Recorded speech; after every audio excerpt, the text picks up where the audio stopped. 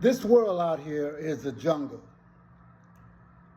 Can you identify the predators?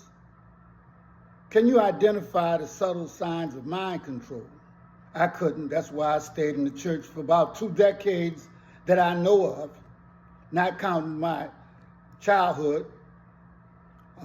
Are you in the midst of one right now? And I'm talking about a place of mind control, a cult. And if you see any of these signs, you better run. Control of your environment, limited info, purity, confession, sacredness, language, doctrine over people, those who have the right to exist and those who do not. That's signs of mind control. If you hear any of that, that relates to that. But I'm not going to go any further because I have a lot of things that I want you to hear from different people, because we just don't know a lot of times, and we act like we're not being taken advantage of. But black folks have to stop being scared of everybody. That when they first came to Africa, people were scared of Africa. Now Africa's scared of people. That don't make any sense. God right in the clouds, Santa in the sky, white dude, all the biblical characters in the Bible, children's books, white people, even though they were in a part of the world where there are no white people. Right? So even though we don't have that in our home, my child has nonetheless already at the age of 7 somehow internalized the idea that the creation source of the universe, whether taken in religious terms or humanistic and more naturalistic terms, is somehow closer to her than to Morgan Freeman. And if my daughter has internalized that, what do you think black and brown children internalize when they see the same imagery? And they see those images. They see them in the stained glass of our churches. You see them in the Christmas cards that get sent around every holiday season where baby Jesus is in the manger in what apparently is Bethlehem, Pennsylvania, rather than the other Bethlehem. Lily white Jesus, which makes no sense anthropologically, biologically, historically, makes no sense at all. But our children see those images and it can affect them. Now, if you were to try to break into my house and hurt my children, I would kill you.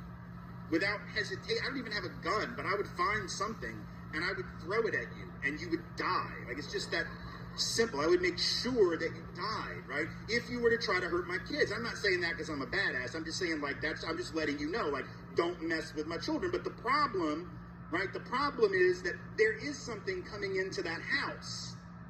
And it is hurting my children, and it's hurting all of our children, and it's hurting us, and I didn't even know it was there. See, the doors are locked at night, the windows are shut, the alarm is on, and whatever this thing is doesn't know the code, but the dirty little secret is it doesn't need to. It weasels its way into our children's brains and affects them.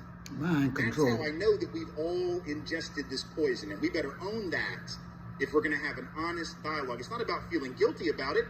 In fact, that's the beauty of it, right? If we've all been subjected to it, there's no reason to feel guilty, because we could not have helped but ingest it. The question is, what do we do now?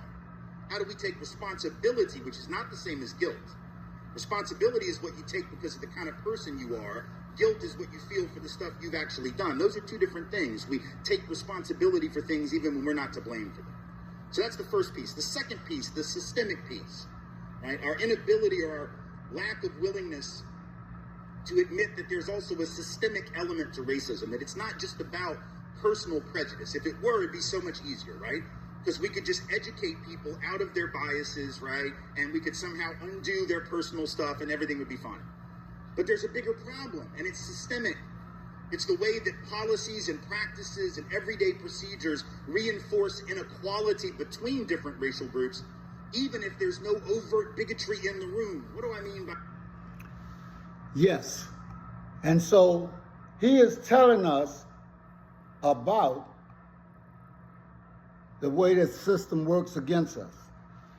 And the sad part about it is sometimes, like he said, we can't see it because it walks in the house and it walks in our minds. Come and go. The great unchangeable law of the universe is the law of impermanence, the law of change. Now, we know that for the last 1,600 years, Christianity became the most dominant religion in the world. Secondly, followed by Islam, and then Hinduism after that. But were these religions around in the beginning of man's more recent history of the last 12,000 years, 14,000 years? No. Prior to Christianity and Hinduism and Islam, there was the belief in Baal, there was the belief in Enki and Enlil, there was the belief in Zeus, and there was the belief in Jupiter, and the belief in Odin, and all these other deities that existed, and people believed in them, and people were willing to die for them. And many people, tens of thousands of people, died for them. Imagine being in the Roman Empire in Egypt, and you were worshiping Asar, Set, and Horus as your trinity. But then along comes Theodosius II in 481, and he declares that throughout the Roman Empire, the only religion will be Christianity. And for the next few hundred years, everyone within your religion either died for that religion, or they converted to Christianity at the behest of the Roman Empire, the Roman military. So your religion dies out after 5-6 generations. No one believes in those religions anymore. So what will happen to Christianity at some point? Will the world go through another process as it continuously does? We go from mob rule to a charismatic leader. The charismatic leader becomes the king. The kingship is passed down for generations and becomes corrupt. The aristocracy takes over. The aristocracy takes over for a while, and a few generations, the aristocracy becomes corrupt. Then democracy is implanted. Democracy goes for a longer period of time. And so that's where we are right now. And one thing that I didn't hear is, what about capitalism? What happened with capitalism? Because it seems like capitalism is the one thing that is going on right now. And it's actually getting shaken by the foundation. Things like this, when people of color bring up racism, we'll say, well, why can't you just get over it? You know, all of that slavery stuff was a long time ago. In fact, Louis C.K. has this really funny bit, right, where he jokes about how white people have just moved the date of slavery further and further and further back. Like it used to be, slavery was 100 years ago, because it was. And then it was, slavery was 125 years ago, because it was. And now it should be, slavery was 150 years ago. But we'll actually say things like, that was hundreds and hundreds. That was like 1,000 years ago, where we've not had slavery for 500 years. When in fact, it's very much within the lifetime of people in this room's great-great-grandparents, even sometimes great-grandparents. And in fact, de facto slavery extended well past the Emancipation Proclamation. There were people of color being sent back into virtual enslavement all throughout the first 30 years of the 20th century, being made to work in the mines in places like Birmingham, coal mines there and elsewhere, going back to the very plantations from which their grandparents and great-grandparents had been emancipated as sharecroppers, as tenant labor, tenant farmers, right? So in fact, slavery isn't that long ago. Segregation certainly isn't that long ago. But here's the point. We don't want to talk about it. And this is really funny that we want to tell black and brown folks to get over the past, because frankly, those of us who are white, we love the past. Absolutely flippin' love the past. How do I know that? Because some of us clearly want to go back to it. How do I know that? Because the Tea Party was a thing. And during that period when the Tea Party was a thing, you had a bunch of white folks going to rallies dressed in Revolutionary War costumes, carrying muskets and wearing powdered wigs. Okay, here's the thing. If you dress up in a Revolutionary War costume with a musket and a powdered wig, calling yourself the Tea Party, which I think is a really old-ass reference, you were in no position to lecture black people about getting over the past. That's all, right? Because by definition, you're still rocking like 1774. You got me? Right? But even now, right, we say things like, what is July 4th? Other than a reference to the past. Like, why do we still celebrate that? Independence Day. We broke away from the British a long ass time ago. That didn't happen last Friday. So why do we still set off fireworks every July 4th, right? I dare you to go up next Independence Day to like the most patriotic guy on the route.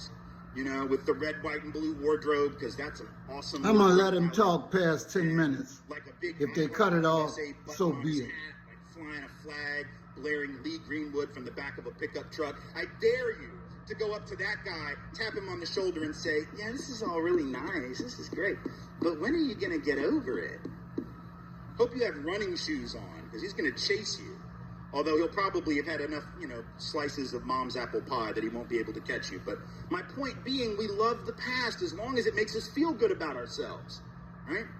When a current presidential candidate says he wants to make America great again, it's a reference to the past, right? It's a reference that says we want to go back to when things were great, but only great for certain people, because the time that's being remembered so fondly wasn't so great for everyone. Right? So we love the past as long as it venerates us. We just don't want to deal with the ugly, but that's not how history works. You got to deal with the good and the bad and everything in between, right? And we know that, don't we? Like on a personal level, we know, like, put aside politics and race, just like you as individuals, right? We all come from families that are jacked up in one way or another, right? We all have dysfunction. We all have really messed up stuff in our families, some of which we talk about, a lot of which we never talk about, right? And the fact is, if you ever want, just as an individual, to move past your past,